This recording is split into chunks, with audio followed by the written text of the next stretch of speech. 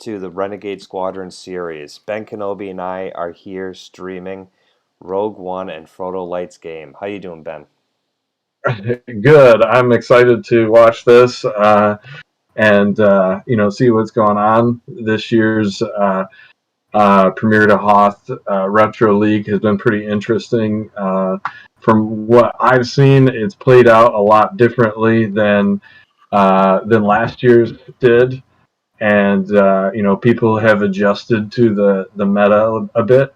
So I'm excited here for one of the last games that we're going to get to watch, and we're going to have a recap as Radio Free Renegades here pretty soon, like next week. I think we're going to do it. Everybody who's watching this, we hope you can join us for that. Yeah, Anyway. Ben Kenobi and myself, LargePorg, will be looking forward to those upcoming presentations. And right now in the game, we've got the two contestants, and then myself and Ben Kenobi. We see Frodolight as Darkside playing Death Star, and Rogue1 playing the Hoth Echo Command Center. Rogue1 gets to go first because the Death Star tech game text. He drops Tatooine and draws up. Looking at turn 1 for Frodolight right now. So that seems like that's a pretty standard start. I mean, it's not Obi-Wan's hut, but I think it's a pretty typical space deck start because Darkside can only drain for one at the War Room, so it gives you more force generation without giving up big drain potential on the ground. We're seeing a scanning crew get played. Ben Kenobi, how's your battery on your phone? The audio is a little choppy. My phone's right here restarting, so it's not my phone. This is my laptop, which is plugged in and at 94% battery, so I think we're good there. All right, so Frodo comes through with a quick scanning crew and takes Luke Skywalker right out of Rogue1's hand, and then just draws up, going into turn 2. We're seeing dark side and light side tied neck and neck with 5 force for activating.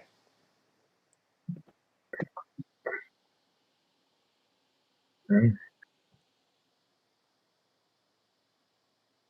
Rogue1 in the chat saying, wondering if I needed that last card I drew.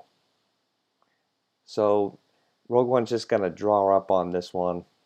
Frodolight threatening to not deploy the entire game. Here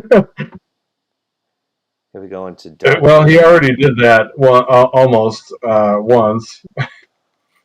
If you, yeah. In a previous in his game he played. Against. Oh, so how did that go? His game against Charlie. It was one of the most one-sided games I've ever seen. Oh, and I won't give away all the details here. But let's just say it heavily involves scanning crew and all sorts of other denial tactics by Darkside. Okay. So we're seeing, I think Ben Kenobi is referring to Teacher versus Frodolight, and we'll have to get the details on that game in another presentation. So we're seeing Frodo. Yeah, turn 2, not much going on. Both players just drew up. Now Rogue1 on turn 3, he gets hit by a Grimtosh, or he plays Grimtosh, and he hits Frodolight. Frodolight saying he lost a Ben Kenobi to the Grimtosh used. Or is he referring to me?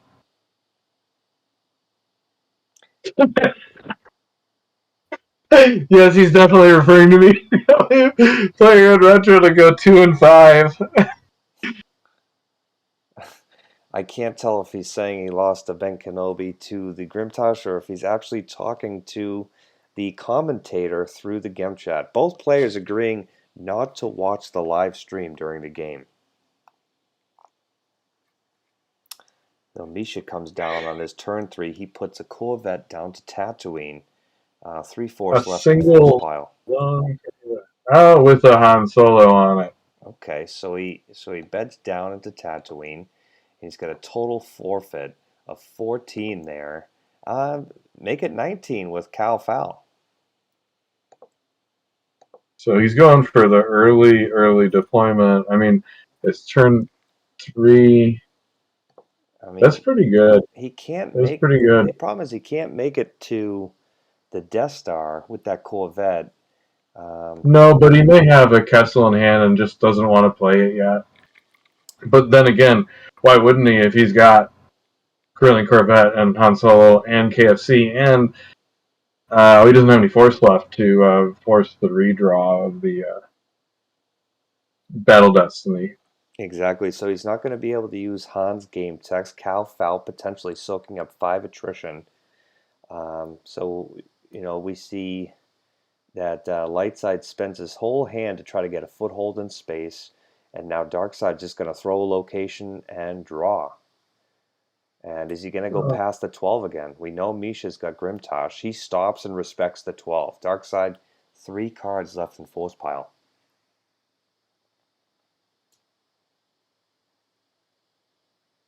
He could be saving for a response there, potentially. But also it's Tatooine, so it's 1 force. Yeah, Rogue1 comes up. He activates his 6. He's generating 1 less in Darkseid.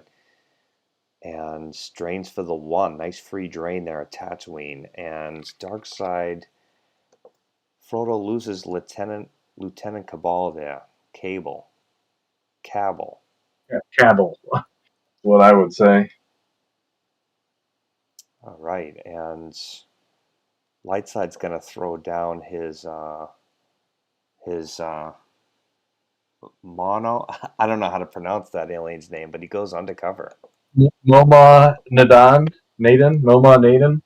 How do you feel about that particular alien there? As an undercover there early, my guess is he has more than 1 undercover in hand, and he wanted to get 1 down so it doesn't get monarched from him. Because he probably doesn't have much, if any, sense alter in this deck. Just given that it's light side space with undercover spies. I mean, he may have some. I don't know what he's going to have.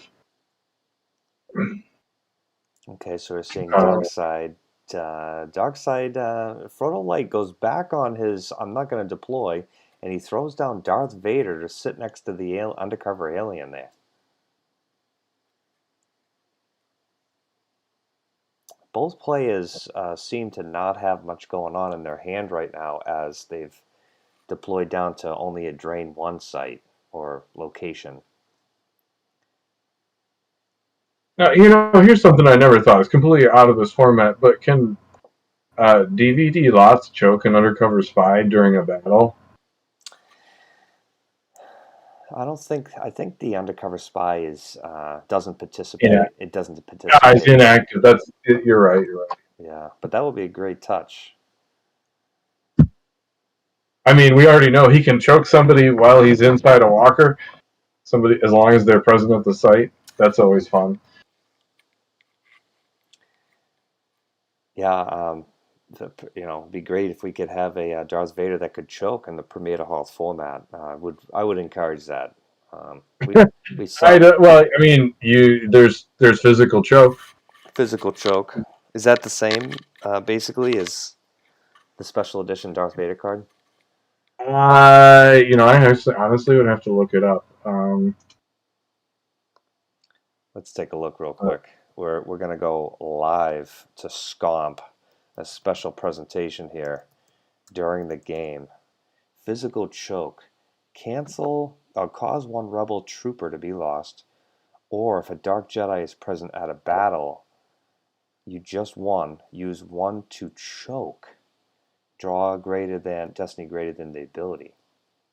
Only after the battle, huh? After the battle, and the person has to be in the battle. Mm-hmm. Okay, so we're seeing the end of Rogue One's turn. He just throws down Dantooine and says go. Looks like he drew 4 cards, leaving 3 in the pile, respecting the Monarch. Frodolight, all caution to the wind. He doesn't have what he's looking for. 17 cards in hand and drawing. I did that in my game too.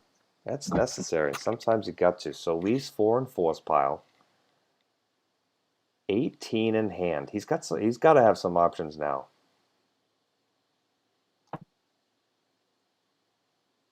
Misha with the free drain of 1 at Tatooine.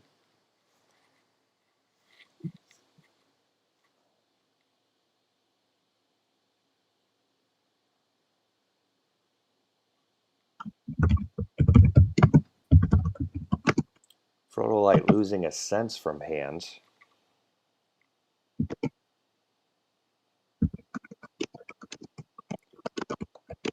Last turn he lost the Victory class Star Destroyer. So what do you think he's got? What do you think Frodolight is thinking right now? He lost the lieutenant. He lost Victory class Star Destroyer, and now the Sense. 3 turns. I was thinking he's got like a mix of space and ground, and he's losing the sense probably because he doesn't. He may have more than one, and also because he probably doesn't expect light side to have much in the way of anything that is going to be sent or altered. We see Rouge1 coming down with R2D2, and then the revert. Frodolight, ever the gentleman, he grants the revert without hesitation as Rouge1 throws R2 onto the cool event instead. Yeah, that makes more sense, since he can forfeit him there if he needs to. Man, R2 though, deploy 3, forfeit 4. Yeah, so he's got 23 forfeit, including the Corvette at Tatooine. Darkside only generating 7 is going to have a hard time mounting an assault at Tatooine. 11 cards in force pile. Let's see what Frodo can do here. He's not draining right now. He doesn't have options on the board yet. He does throw down What? the Seeker waste. He throws down the and he's gonna ability less than 3, so it doesn't even work on Momon Naden. So the Han Seeker goes down to the Jutland Wastes, and I'm guessing he's going to try to move Darth Vader over, and we see Captain Lennox also deployed. Yeah, I'm not sure what the plan is there. I like the use of Seekers just because they're so bad, but I mean, I can see that being valid. Let's see, what are your other spies in this format? You've got Commander Bannon Willard or whatever his name is. You got Leia, R2. Oh, for light side, yeah. Yeah. Oh, and so Darth Vader slides over to the Drainer 2 site, but you see the undercover come with him. Both players have 5 and 6 in their force pile right now. Frodolight's going to keep drawing. So, what are the other spies? Frodolight drawing. He draws his whole force pile, so he has a clean 20 in his hand. Jeez. It's turn 7, but it feels like turn 4. Yeah, the opening game here has gone by lightning fast. Lightside with a good foothold in space, only draining for 1. As we see another drain, 4 turns in a row, draining for 1 here. Let's see what Frodo's got. Ooh, he loses a Darth Vader right from hand. Oh, from the reserve deck. Okay. All right, looks like Misha. Yeah. If he's got something in range, he could deploy to Yavin and move. Yeah, with Vader on the planet on Tatooine. Yep, look at that. He's going to move that over to the Death Star. So I bet. Yavin 4 coming down. with Gold Leader and Gold 1 who can draw 1 Battle Destiny on his own, power of 4. Yes, I did think Seekers took out undercover spies. They do take out undercover spies. The issue is that Moma Naden is ability 3, and the Seekers only target Han or alien of ability less than 3. Gotcha. Oh, so Han would be ability 3, but he's the exception to the less than 3 on the game text. No. So that's what the text was as it was originally written on the cards, but it got errated to be a Han or alien of ability less than 3, which means that it only takes out Jedi Pack Han. But it's clear that it was originally intended to target all Hans, because the Luke one, and there is no Luke of ability less than 3, the Luke one says the same thing. Well, right. Why would they have put Luke on there if it couldn't target him at all? I'm guessing it's an errata because they were just actually too powerful. Right, So, and the way this reads, Han Seeker, it actually reads Han of ability less than 3 or alien of ability less than 3. So I don't even know if it could take out Han Solo, the unique one. It's just saying only the Jedi Pack. Yeah, only the Jedi Pack one. Because he's, what, ability 2? He's ability 2. Wow. Yeah, and actually, also, he's an alien anyway, so it would take him out anyway. Wow. It's... Seekers arguably shouldn't have ever been put in the game in the first place. And you were going through the light side undercover spies. Did you think of, is there one with ability less than 3? Besides... For an alien, I don't think so. Wow. Actually, let me jump into the... All right, so so we're on turn 7. Misha threw down Gold Leader Gold 1 and Yavin 4 and slid the Y-Wing over to the Death Star to threaten another drain, this one of 3. Now, Frodo is activating 15 and didn't play anything to... That's bizarre. He's having trouble finding his space, I guess, after he dumped that victory. Frodo just taking a quick turn. Then that came from reserve deck, didn't it? Well, he gets... good question. Good question. And he played Kessel. Yeah. Instead of... He should have held that Kessel. I mean, I don't know what's in his hand, but he should have saved that Kessel in case Lightside play, or when Lightside plays Kessel, to convert it. Yeah, Frodo just taking another quick turn, throws down 3 locations, the Wampa Cave, Kessel, and Kashyyyk. If Lightside does have the Kessel, can easily be converted. Looks like Frodo's trying to get his Force generation up to make a big run in space here. Yeah, so there's 6 spies in Premier to Hoth for Lightside.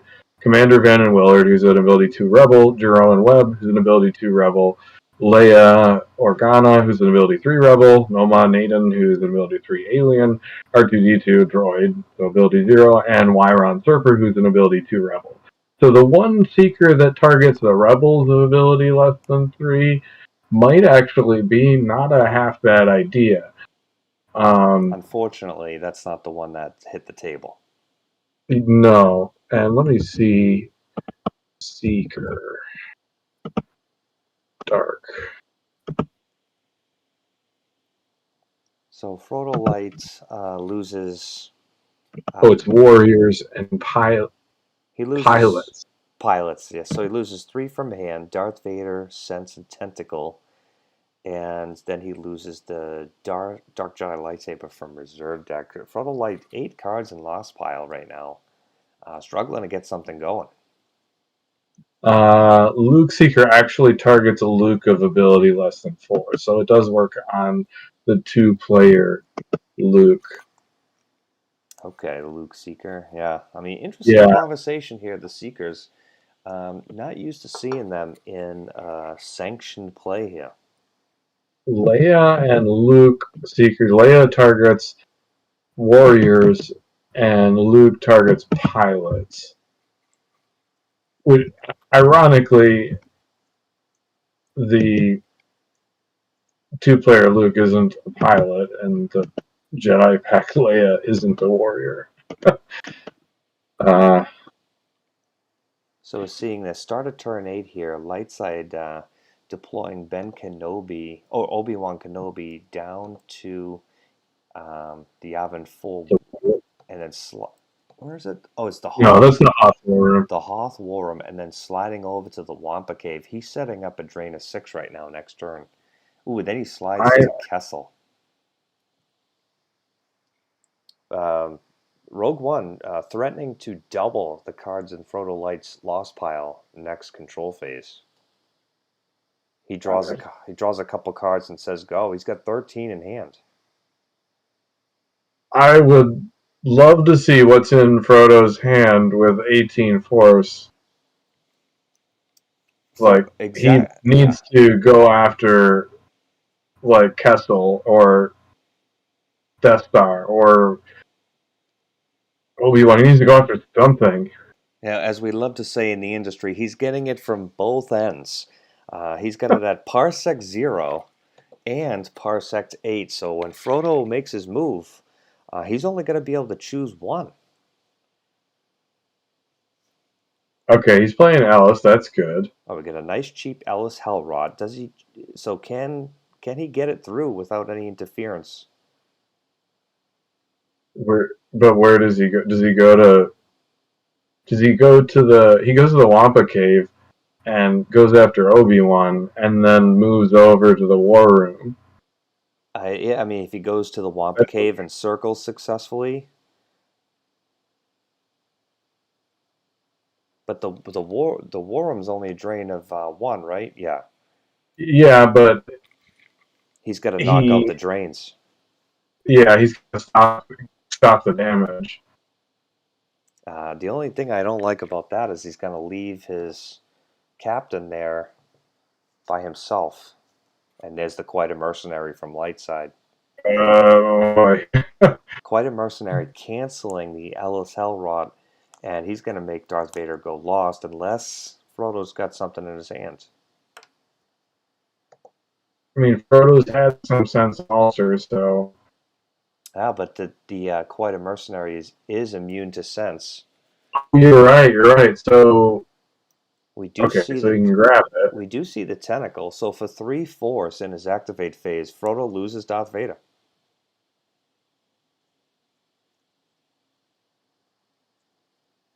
So yeah, I'm not sure why he wouldn't move Captain Lennox. I guess if he's afraid of that, maybe he's got another Ellis. I don't know. Well, now he's in a position where he's going to have to back up the ground or shuttle him off of the ground. Yeah, okay, there's Vader. So Frodo chooses to go to the ground. That tells me he doesn't have much going on for space in his hand. The Death Star site, Death Star system would be the place to attack. Yeah. Lightside with 7 cards in the Force pile is, I mean... I definitely would have gone, like, Star Destroyer, maybe he was intending to lose Vader, but if he'd done that, and he could, then he could play Vader to die on a Star Destroyer. That would be good, but getting Vader and Tarkin up in space would be great. He could chase around that ship. Still has to deal with the other Drain of 3 in space, but we do see Darth Vader come down to the Wampa Cave from hand, and a circle is being played. Is it okay? I got this there. It goes through.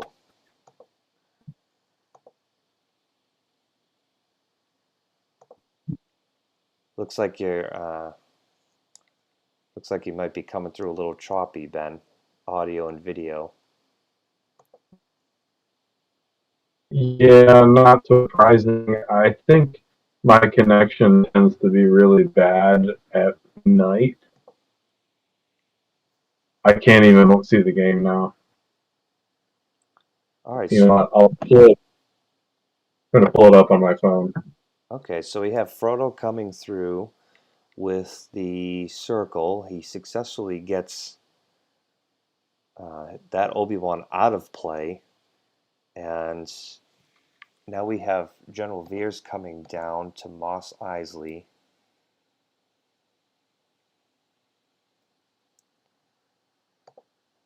Hey, there we are. Ah, very nice. Yeah, that sounds good.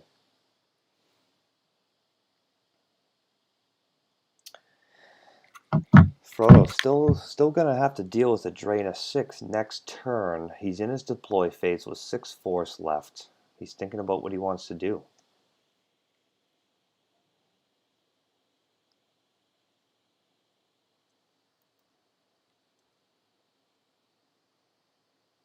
Alright, so he's gonna go to his move phase and slide the captain over. And that undercover spy is gonna have to get dealt with at some point. My guess is he's going to. The spy's going to move over, and the next turn, like this is what I would do if I had characters in my hand, which I hope he does with 14 cards. Is next turn he is going to deploy somebody at Cantina and somebody at Jundland Waste, and then move characters over to both of them, and then he can't drain both. This is assuming he doesn't have anything to take care of the spy, no sniper, no weapons.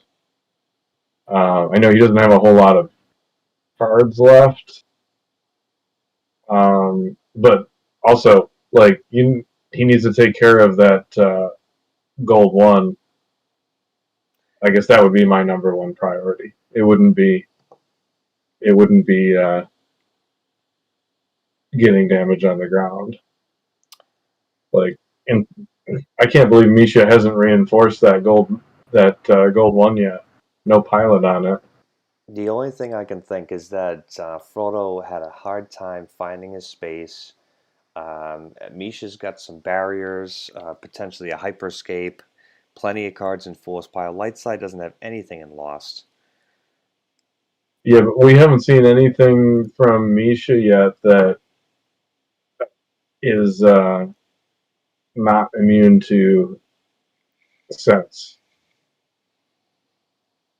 or alter. We've got an undercover, and we've got uh, the quite a mercenary that we've seen. Yeah, this is going to be a tough one to eat right here on the start of turn 9. We see Frodo losing DS61-2 an alter and DS61-3 all from reserve. He likes his 18 cards. Next drain at Kessel. He loses his officer evacs, another location from reserve. Thinking about the third one. Oh, and that's it. Just a drain of 2? Yeah, because it's Darkside Castle. Yeah, that's it. Yeah. So okay, so he loses 5 on that round. It's not as bad. So what's he doing? Misha backs Photos up. in I don't give a shit mode. Does he not have any ships left? How does he? I maybe only have, he's got so many systems that he had to have more space, unless he made a big mistake in deck building. Yeah, I mean, we saw 2 cards from Frodo, plus the Death Star, so 3 systems each. Okay, and so Rogue Tom's One, gonna go. yeah, he's gonna get on his ship. So we have Jaren Webb coming down on the Falcon ship docking, and Webb and Han are gonna switch places.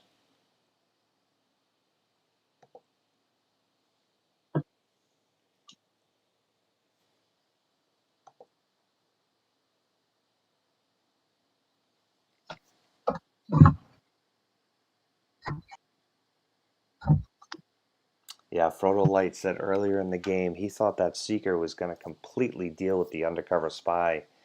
Speaks to kind of some of the decisions he made during the build process here. Yeah,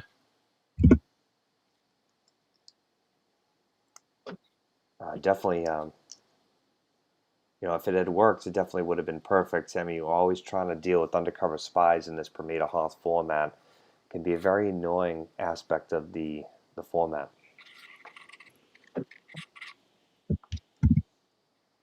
Yeah, it's definitely a format-defining thing here. I mean, who doesn't love damage mitigation? Getting a nice undercover spy down, stopping a drain of 3.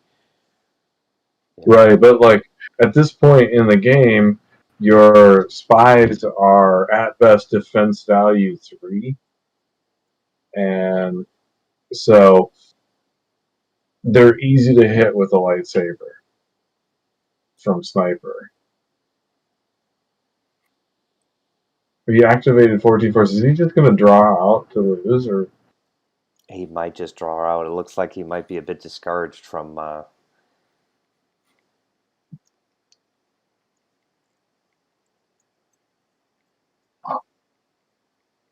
Frodolight, one of the champions of the game, has played for 20 years. His first pack that he opened, Darth Vader, White Border, Premier. You can't sell this guy short. Unfortunately, tonight it looks like wasn't his night.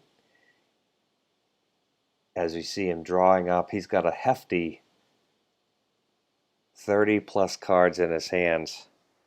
I hope he lets us see his replay so we can see what he had in hand. Yeah, we might be able to see the replay a little bit later. That would be great to see what he had.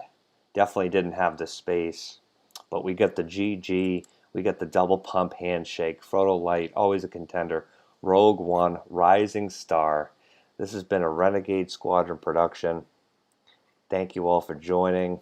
Any And he says he needs to practice more piano. Frodolight saying he's going to focus on other things in life. We all know he's not going anywhere. He's a Star Wars CCG person for life. Yeah, but I'm gonna guess he's probably pretty discouraged after this. It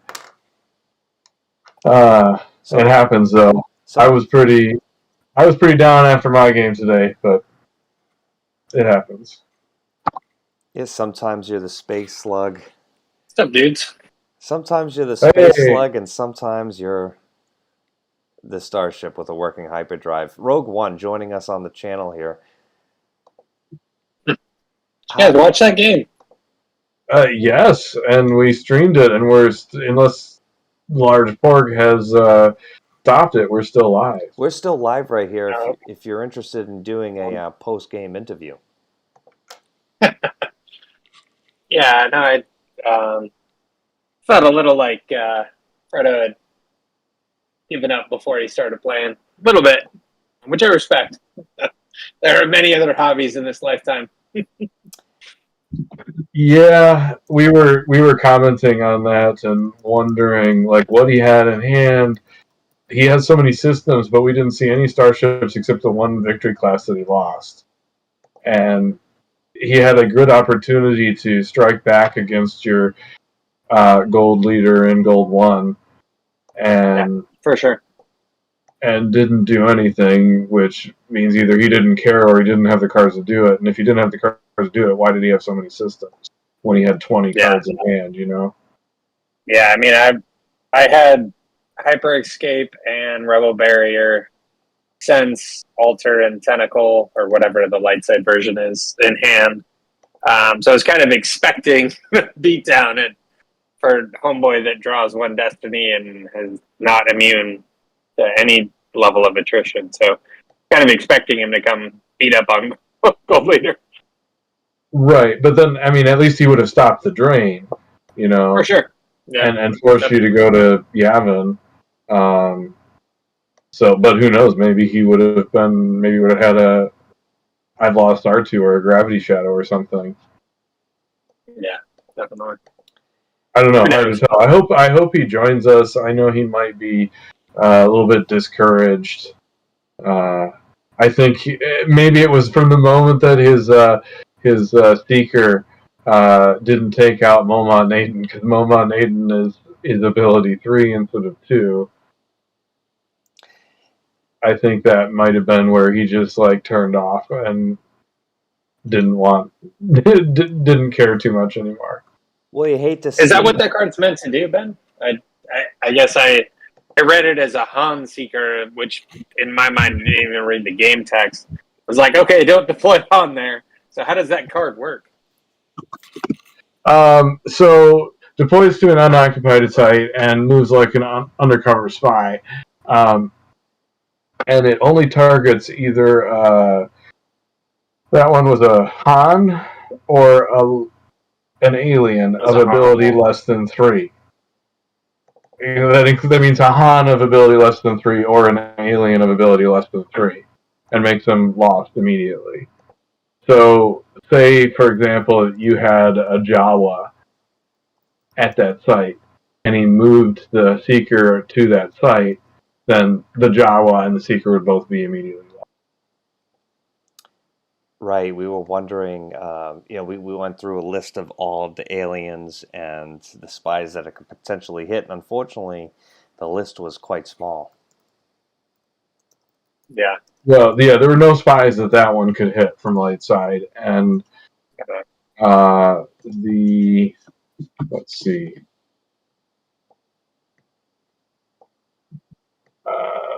Light side. The other Seekers target Leia of ability less than 2, so Jedi Pack Leia, or Warrior of ability less than 3, and then the Luke Seeker targets Luke of ability less than 4, so a 2-player Luke, or a pilot of ability less than 3. So the second one I heard you say sounds like most Rebel spies. No, there's only one Rebel spy who is a warrior and ability less than 3. That's Commander Van Willard. Yeah, and then there's only one Rebel spy who is a pilot and ability less than 3, and that's Jeroen Webb. Wyron Serper is not a pilot or a warrior, and R2-D2 is neither either. Yeah. What? Wyron Serper? Who's that then? You speaking Japanese to me or what? He's the guy that can do scanning of Darkseid's hand by a number of Force icons at the site. He's actually a pretty decent spy, and useful for seeing what your opponent has. Can you share your screen? I can find it myself, but I'm not going to be able to spell it. So yeah, just unless it's too hard. Okay, let's see. We're going to the stream here. Renegade Squadron. All right, and I hope Frodo joins us. I did invite him onto the post-game interview here. Yeah, I'd like to chat with him. We are looking at watch stream. We are looking at almost 4 a.m. Eastern time, so that's reasonable. You guys are up late. It's only midnight here. All right, so this dude is neither a warrior nor what was it? Nor a pilot. Okay. Yeah, that guy doesn't make it into my build personally. He's only a 2. And I mean, I guess what is it? He does something with perimeter scan, right? Yeah, well, I mean, yeah, but you're probably not playing that. But he's a solid spy. Yeah. Probably. I don't know. I think he's better than Commander Van Willard just because he's cheaper and same ability, and he's got text. Which one is Willard? Commander Van Willard. Is he the dude that? He's this one. Okay. Now he's a leader, which I guess gives him a little bit of utility. Yeah, I think it depends on your build. I think you might run both of them, one of them, neither of them, depending on what you're trying to make. Yeah. Yeah, so this is the one I normally see, the Commander Willard here. a leader, a spy, so he can be useful at the war room. He can be sent undercover. He can get into those hard-to-reach areas that have no light side icons. Yeah, and then I guess so. He works with Jerome and Webb's text. He one force to cancel astromech shortage, which you don't see very often, but if you do see that and you've got a light side space deck, that can be a big pain if you're dealing with that. What's the card that he cancels? Astromech shortage, which is the dark side effect that adds 1 to deploy cost of every light side starship with an astromech icon. Oh, can you pull that card up? So, yeah. Basically, every light side ship is more expensive. Yeah. So Astro, Ben Kenobi all these currently little nuances. Ben Kenobi currently in the deck builder of Gemp, and this is a great way to play Star Wars CCG online. Free to play.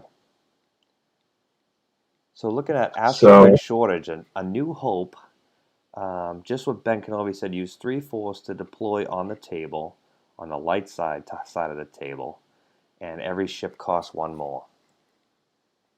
Every ship with an astromech. Sorry. I do like the card. Yeah. Destiny 3, I mean, does that even make it into your build? No,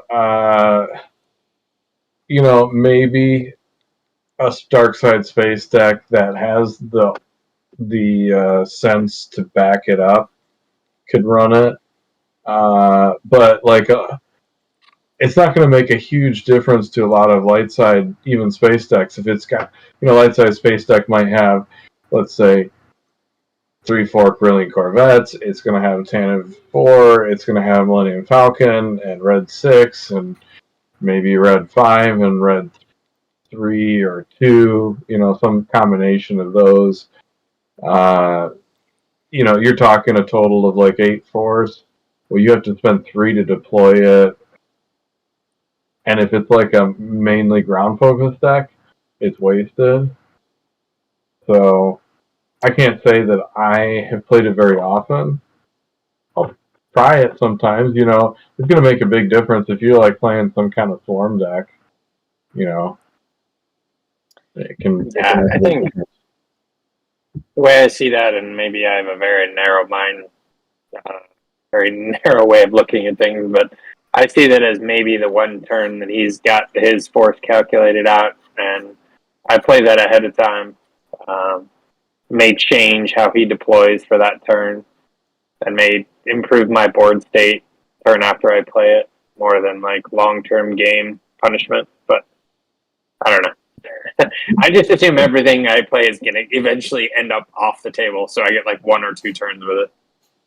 Yeah, but again, it's 3 force to deploy, so yeah, that's expensive for sure. Yeah, that's for dark side. That's another pilot, or a pilot and another force saved, or another card in hand.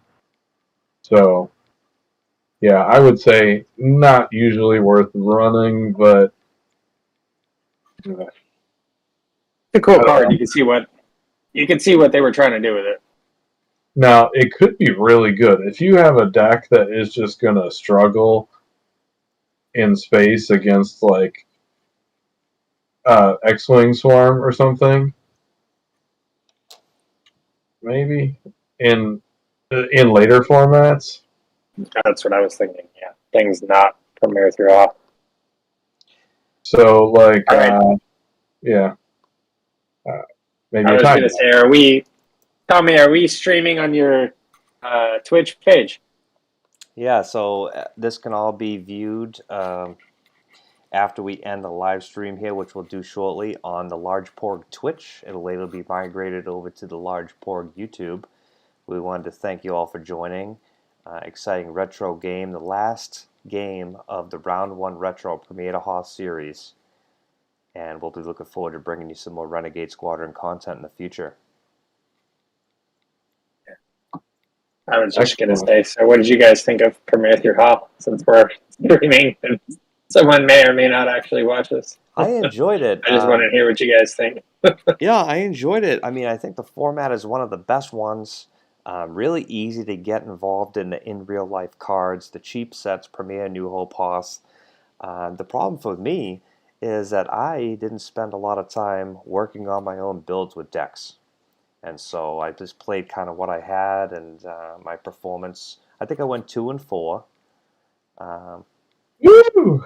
Me too. I had a lot of fun. I started out 2 I and did. 0. I was on the top of the world with 2 and 0. I thought I was gonna go,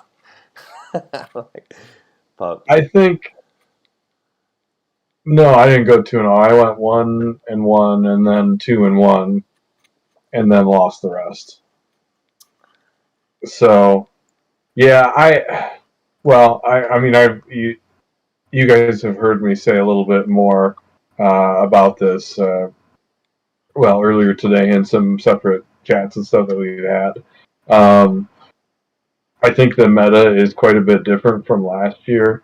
At least maybe it's just the matchups, maybe it's who I played, but people this year seem way more prepared for undercover spies than they were last year. And I think that's probably because they were really successful last year. And I think that's because last year for Premier to Hoth, there weren't any decks at all in the what are they called? The sample decks. There weren't any Premier to Hoth sample decks. And I'm not sure there are now either. At least not in GIMP. There might be some on the forums. I don't see any Premier to Hoth decks in the sample decks on GIMP. So last year, I'm pretty sure a lot of the people's decks that we played were the Premier to A New Hope 1996 World Championship decks with walkers and like defensive parameter for light side added, and for dark side, and for light side, Anakin's lightsaber thrown in, and the war room. was that Walker Garrison or? Yeah, Walker Garrison you can see a few times. And I know some people have tried EVO, and I know some people have actually been successful with EVO. The successful builds I've seen are the Clackdoor 7 and Alderaan drains. Those are the non-battleground 1-0. Yeah. Those are Dantooine, Clackdoor 7, and Alderaan are all 1-0 light side systems. You're draining for 2, and Dark they can't get there, right? Yeah, so if Dark Side doesn't play any systems, they can't get there. Yeah. So, I'm curious, so did you play in, I guess this is my own failure to understand, but the retro tournament, this is in its 3rd year, right? Or is this the 2nd year? Yeah, I think the retro event started in 2021. I did have the pleasure playing in that before I was well known in the community. I jumped in there just to get my feet wet, and it was great. All different formats, and had a really good time. So is this the 2nd or 3rd time that Premier through Hoth is being played by the retro community? Good question. It might be the 2nd time. I can't remember. Okay. The formats have definitely changed. They've been trying new things as they go, which I like. I agree with. I did not play the first year. But I think it was Premier A New Hope, and I don't think there was Premier Hoth. Interesting. I would just be curious, for argument's sake, if they had played Premier through Hoth, and this is the 3rd year, how things have changed from year 1 to year 3. Mm-hmm. But yeah, again, I was, as they say, I was still a glint in my father's eye when you guys were playing the retro tournament 3 years ago. I had yet to understand that this was going to be my hobby. I know. I mean, now I know. we see frodolight saying he's going to step away from the game a little bit. I don't believe him for 1 second. We have this game in our Yeah, blood. this is. Wait, That shouldn't be the case. did he message you then? No, I think he said that in the in game. He says he was going to focus on other things in life. Oh yeah, he said he's gonna practice. He doesn't mean it. He doesn't mean it. Like